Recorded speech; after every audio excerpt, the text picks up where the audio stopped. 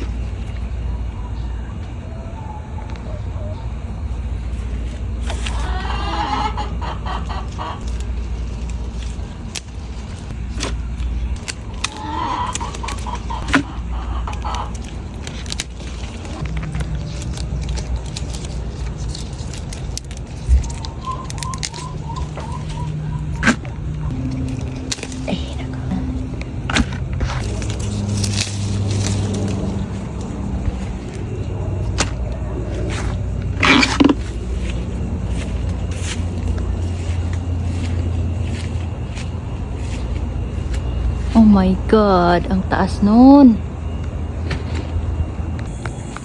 At dahil nga mataas yun mga kuanti ang kukunin natin, hindi natin maabot.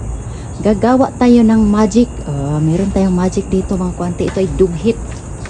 Ayan, ito ang gagamitin natin mga kuanti.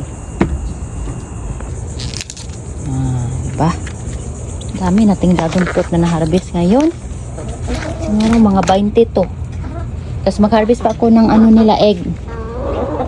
Mga 20 din kapin yung egg nila mga kuanti. At ngayon naman mga kuanti, hindi pa naman ako nakaboots. Ayan na, tapos na tayo nag-harvest ng ating dragon fruit. Mag-ano na tayo, mag-harvest na tayo ng eggs. Eggs na naman ang ma-harvestin ni kuanti ka. Excuse me. Mag-harvest ko sa inyong itlog. Hindi ako nakaboots. Kasi wala talaga akong plano mag-harvest ngayon sa backyard. Para maano na lang yung lakaw ko, maisa. Yan, harvestin ko na lang yung itlog niya, oy. Ayan, may 3 tayo, ay 4. 4.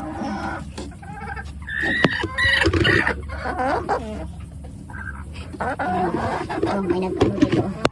Wala ni kapuok. Agoy! Nangabuak na ninyong itlog. Ay, nakita ni. Tulog na lang itlog mga kuwanti. Huwag ko nakapang-harvest gahapon.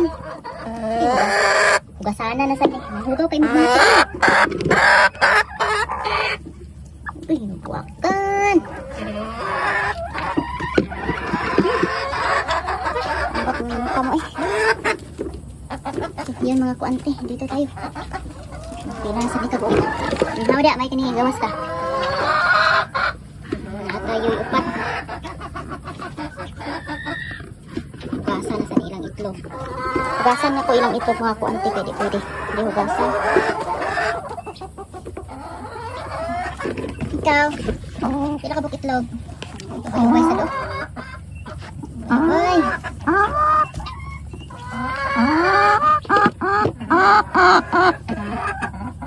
20 ginakapin yung itlog. 30 na siguro ni. Kaya gahapon akong ihapa ni 20 size.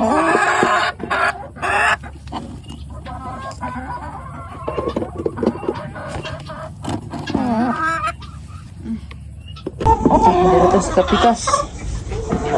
Nara, itlog. Wala na blessing. Di gawasa deh. Gawas. Punya pang itlog deh. Harvest ako.